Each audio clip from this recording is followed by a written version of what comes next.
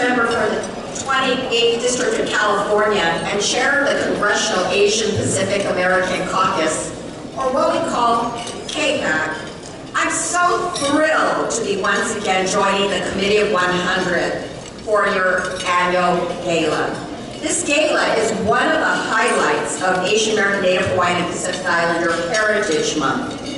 And it's an unparalleled convening of leaders from the Chinese American and Asian American community. So thank you, C100, Gary Locke, our chair, the board of directors, the entire C100 team, and all of the sponsors here today who made this wonderful conference and gala possible.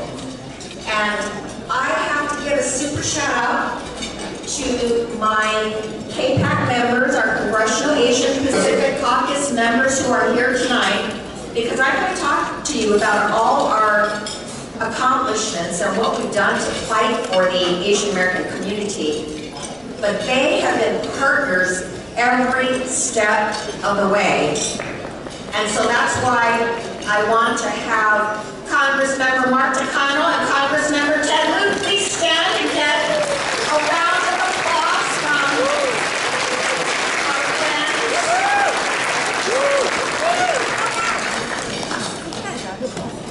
We are gathered here at a very critical moment in our nation and for our communities. In recent years, Chinese Americans, and more broadly Asian Americans, have had targets on their backs, scapegoated for public health crises, economic downturns, and national security concerns. I still remember the shock I felt when Sherry Chan and Dr. Xiao Shengxi shared their stories with me back in 2015. An award-winning hydrologist at the National Weather Service at the Department of Commerce, Sherry Chen was arrested by 6 FBI agents who stormed into her office and handcuffed her in front of her own coworkers. She was later fired from her position with the National Weather Service. Dr. Xiao Shengxi was woken up at dawn by 12 FBI agents who charged into his home with a battering ram, pointed guns at his family, pinned him against a wall, and handcuffed him in his pajamas in front of his wife, 2 daughters, and the whole neighborhood. He was dragged off to jail and subsequently lost the chairmanship of his physics department at Temple University. But in both cases, the federal government, which had accused them of being Chinese spies, then later dropped their charges without any explanation. However, this racial profiling truly escalated under the Trump administration. In an attempt to take the focus off of Russia, President Trump launched the horrific China Initiative program, which scaled up racial profiling against people like Sherry Chen and Dr. Xi by setting out to prosecute and convict almost exclusively Chinese American scientists for economic espionage. Dr. An-Ming Hu, a professor at the University of Tennessee, Knoxville, was surveyed for 21 months with the FBI tailing him and his eldest son to work. And they even tailed him to a grocery store. Dr. Hu was ultimately accused of hiding ties to China through his research and was fired from his job, only to have an FBI agent admit in his testimony that he fabricated information about Dr. Hu during his investigations. Ultimately, a federal judge acquitted Dr. Hu of all charges. But for Dr. Hu, for Sherry Chen, for Dr. Xi, and others like MIT professor Gong Chen, the damage was already done. They all endured significant damage to their reputations, their careers, and their both physical and emotional health. And that's why we in KPAC immediately mobilized around these cases.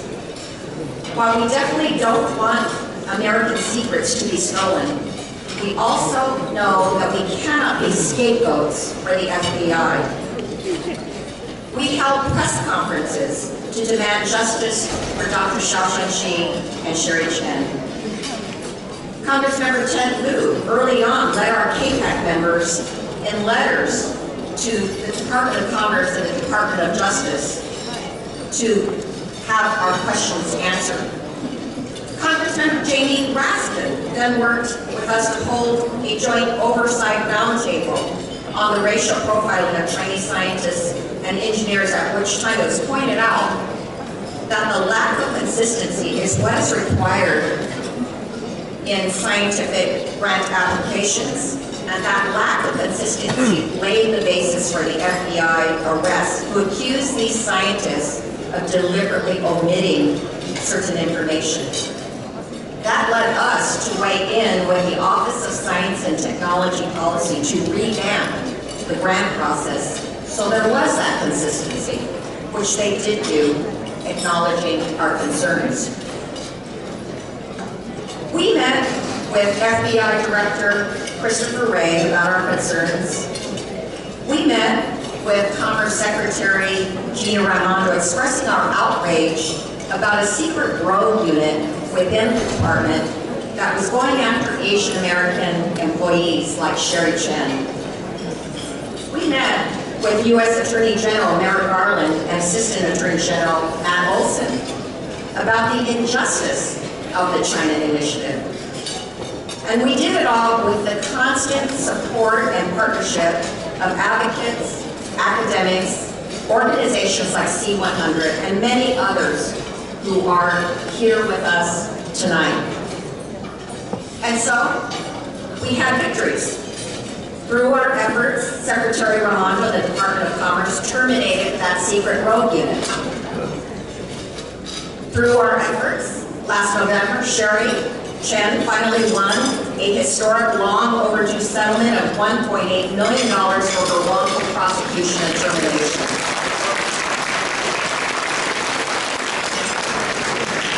Through our efforts, Dr. Shi and Dr. Hu are back teaching at their universities.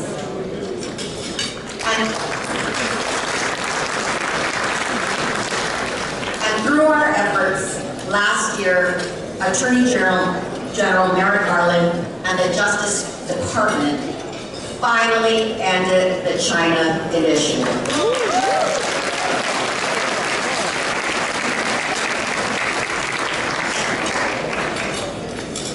But our job is far from done. Today, the rhetoric and tension about the U.S.-China relationship is on the rise, resulting in even broader racial profiling and extremist targeting. This comes on top of 3 years of anti-Asian hate due to Trump calling COVID-19 the China virus and Kung Flu, resulting in 11,500 anti-Asian hate crimes and incidents.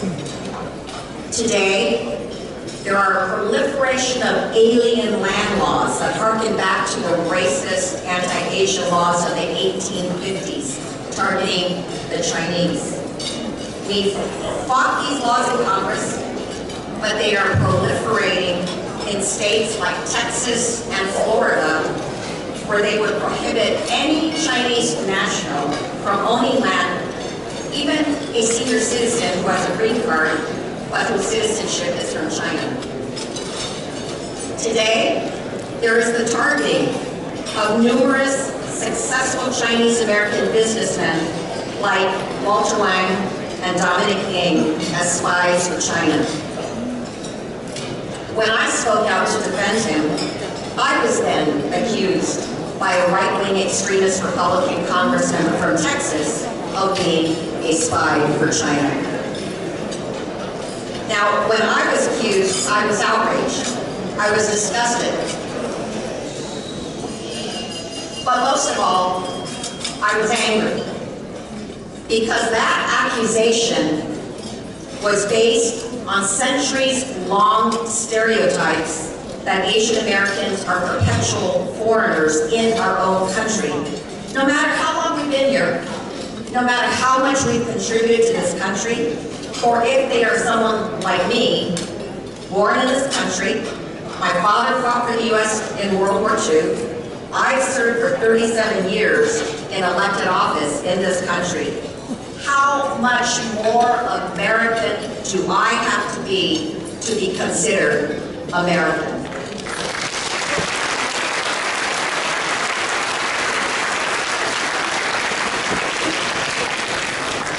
But I have to say that I had another reaction, and that was of tremendous gratitude. I was grateful because immediately there was an outpouring of support by national leaders and organizations, including the Committee of 100, who condemned that Congress member's statements and demanded an apology. I was also grateful because I could see so concretely just how far the Asian Pacific Islander community had come in being able to raise our voices.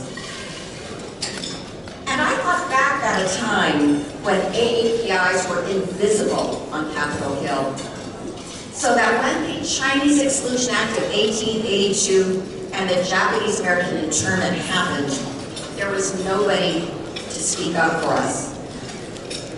Today, it is different. Today, we have an historic high of AAPI leaders elected at the federal, state, and local levels who have a seat at the table where the decisions are being made. And because we have that seat, we can intervene in ways both visible and not so visible. Something not so visible was when Congressmember Mark Takano and I were appointed to the Conference Committee of the CHIPS and Science Act. Because we were there, we were able to get 4 amendments removed that would have harmed Asian Americans, including one that would have created a mini China initiative in every federal department.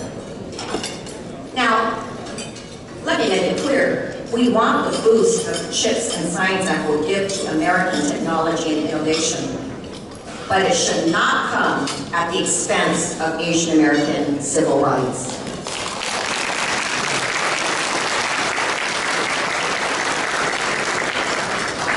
So in conclusion, let me say that Asian Americans have learned some hard lessons from the past.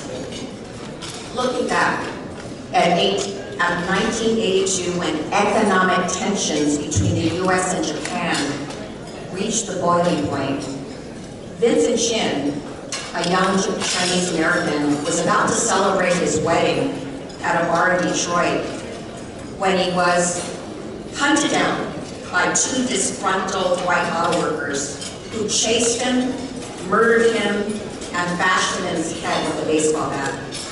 The 2 killers never spent even 1 day in jail and were only given a $3,000 fine.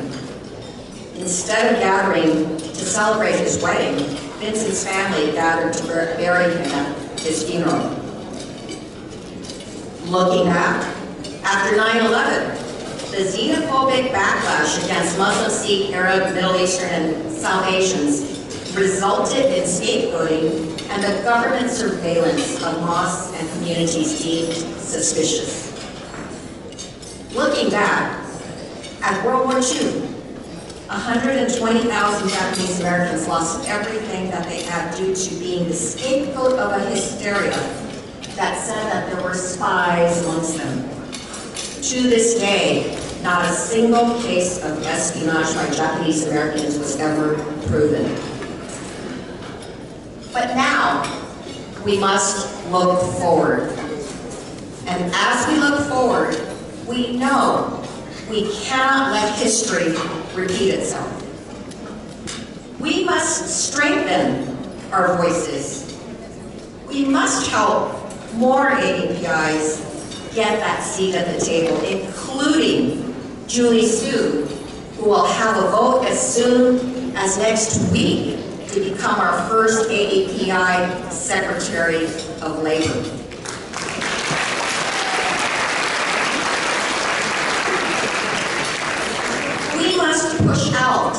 a thoughtful analysis of what to do about the U.S.-China relationship. We must reach out to allies who can understand the commonalities of our struggle so that we can stand together.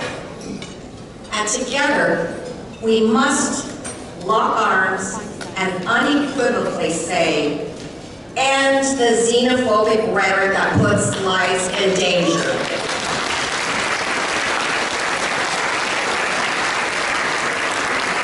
And recognize the contributions that every American has made to making this country stronger. So thank you again, Committee of 100. Thank you for your tireless work on behalf of Chinese Americans, and let's continue our incredible partnership together. Thank you all so much.